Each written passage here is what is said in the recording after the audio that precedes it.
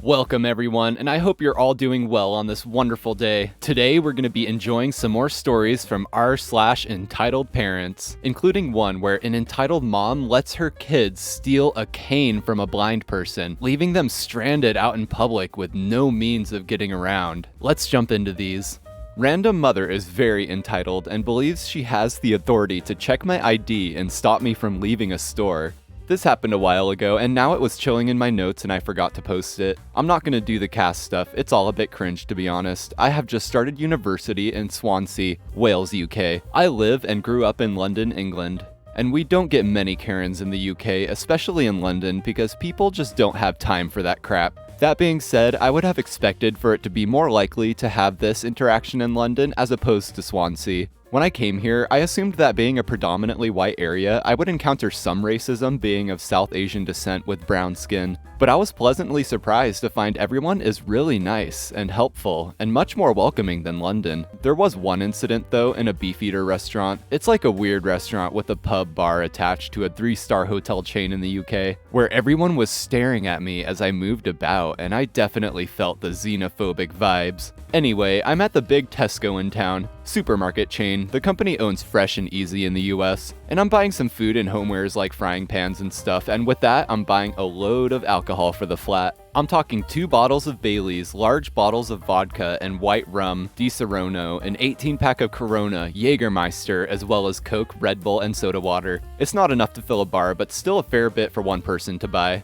As I'm paying at the checkout, I have my driver's license as ID ready to show the cashier. I'm 19, yet I have a pretty babyish face, and I'm pretty small, so I always expect to get ID'd. But for some reason, the guy doesn't ask to see my ID, and I pay and start loading my shopping back into my trolley. As I'm doing so, the woman behind me with her teenager, maybe 15 or 17, starts speaking to the cashier. She was English, not Welsh, and the tone of her voice told me everything I needed to know immediately. Karen alert! She starts whining and scolding him, asking why he didn't check my ID. The young cashier also seems to realize that this wasn't going to be a fun interaction, and responds with saying that I've shopped here before and he knows that I am of age. I don't know if that was bullcrap or not though, because I don't recall seeing him before. The woman continues to berate him, telling him it sets a bad example to her kid because it shows him that he can get away with buying drinks underage and using fake IDs. If you see a situation like that, just teach your son not to do that. Don't come at me when you don't know the facts. At this point, I'm done loading my shopping and decide not to engage and leave.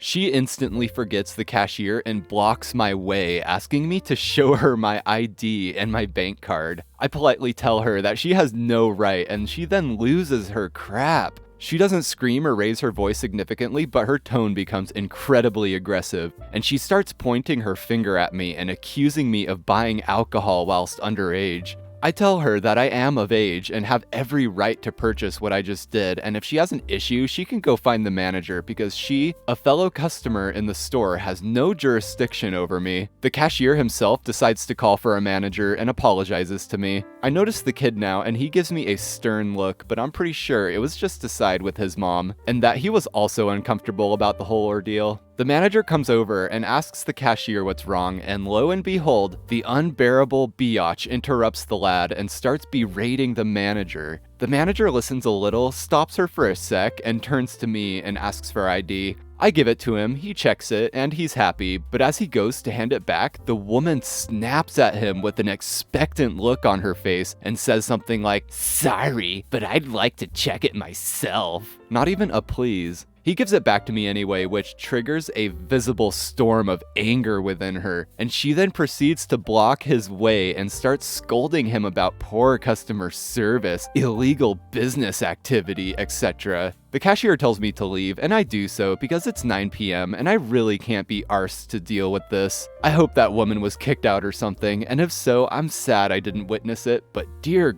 God, I feel sorry for that poor kid. Yeah, I'm on the same page as you, OP. I feel sorry for that kid too. It makes me sad that there's so many parents out in the world like this setting an example for their children. It makes you wonder if their children are just gonna grow up, turn into Karens as well.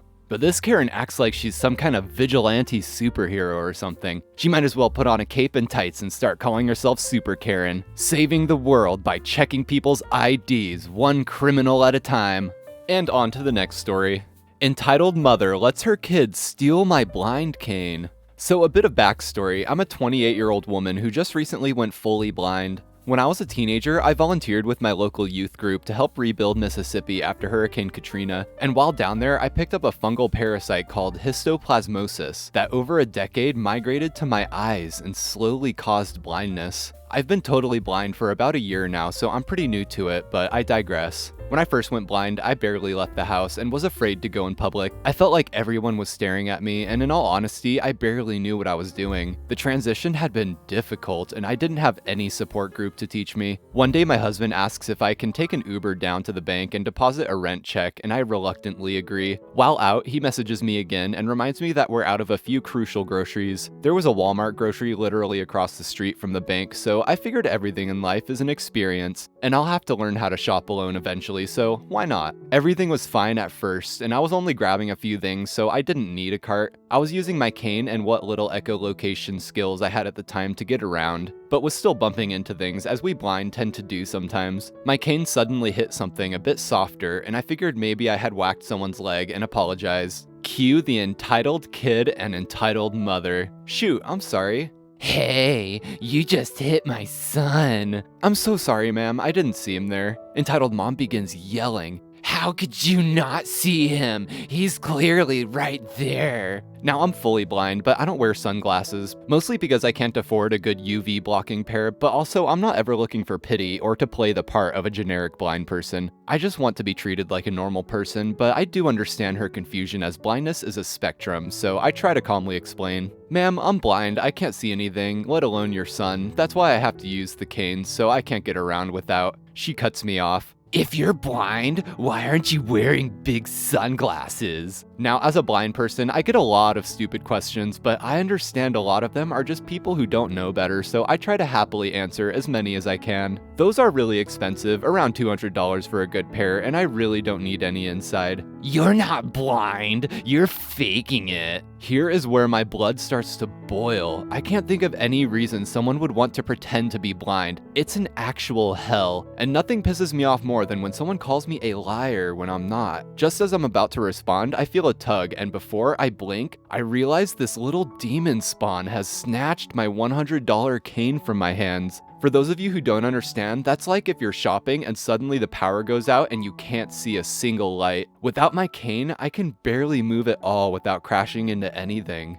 My voice gets shaky as I begin to panic. Please give that back, I really do need it. No you don't, you liar. My son deserves to play with this more than you. I hear her shuffle away and my expensive cane cracking into metal displays and such as they leave. I start crying and waving my arms in front of me to grab onto something, anything, and end up crashing and falling into a center aisle display, making a loud scene. Without fail, I somewhat curl into a ball and cry. I'm alone in public, in the dark, and I have no idea what to do. Suddenly, I feel a hand on my shoulder and a man's voice. We'll call him AG for awesome guy. He asks if I'm okay and to stay right here. I do, but begin to at least sit up and listen. This man must have been tall and built like a tank because his footsteps sounded like a giant, and I felt a suction of wind when he took off. Maybe about 30 or 40 feet away, I hear this loud bellowing like an angry lion and a loud crash. Then before I know it, the man is back and helping me to my feet. He takes my hand and puts my cane into my palm and helps me pick up the items I dropped when I fell into the display.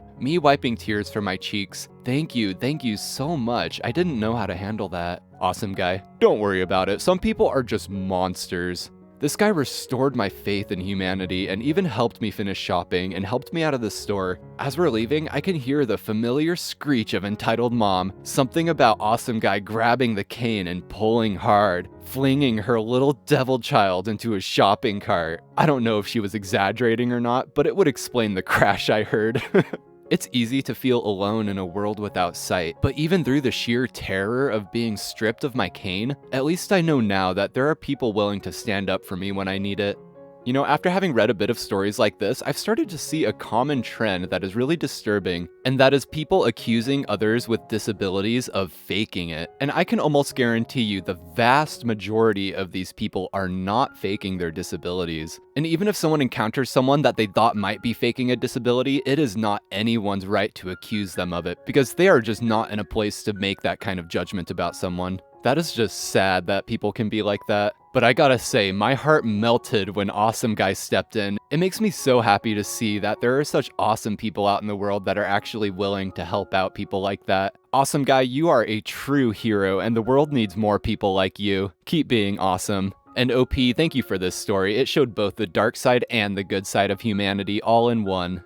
My mother threw my sister a party for my 8th birthday. This happened in 1998 when I was 8 years old and my sister was 5. From a very early age, I knew that my younger sister was the golden child and could do no wrong in our mother's eyes. Mother Dearest was abusive towards me for most of my childhood until I was 14, and her physical and mental abuse turned towards my sister as well. My parents had separated before my sister was born. They didn't mesh well together but tolerated each other for the sake of their kids. Part of the reason that my sister was my mom's favorite child was her love for horse riding, which I was never interested in. The more hostile our mother got towards me, the less interested I got in anything she was interested in. And then came my 8th birthday. I was friends with our next door neighbor kids and a few kids from my school. Although I didn't have that many, I loved the friends I did have and was excited to share my birthday with them. My birthday was on Friday, but my mom told me that she'd arranged my birthday party for the Saturday, which was fine by me. The day of my birthday party came and I got excited. At that age, I hadn't yet had my heart crushed by my mother and her blatant favoritism and abuse. But that was the year I began to hate my birthday. The party was arranged to start at 12 p.m., so I wore my favorite dress and sat outside to wait for my friends to arrive. This was the point that I realized that something wasn't right. Outside was the mother of one of my sister's friends with a Shetland pony in tow. My mother knew I wasn't interested in horses, and even if I was, this horse was too small for an 8-year-old. As more guests started to arrive, my heart broke more and more. These were my sister's friends, not mine. And for the icing on the cake, out came my 5-year-old sister in a Cinderella costume. None of these people were there for me. This was supposed to be my party, but instead it became a party for my sister. None of my friends were there. All of the birthday presents were addressed to me, but were things I didn't want. My Little Pony toys and other horse-related gifts were what I got from my mother and the other people at the party.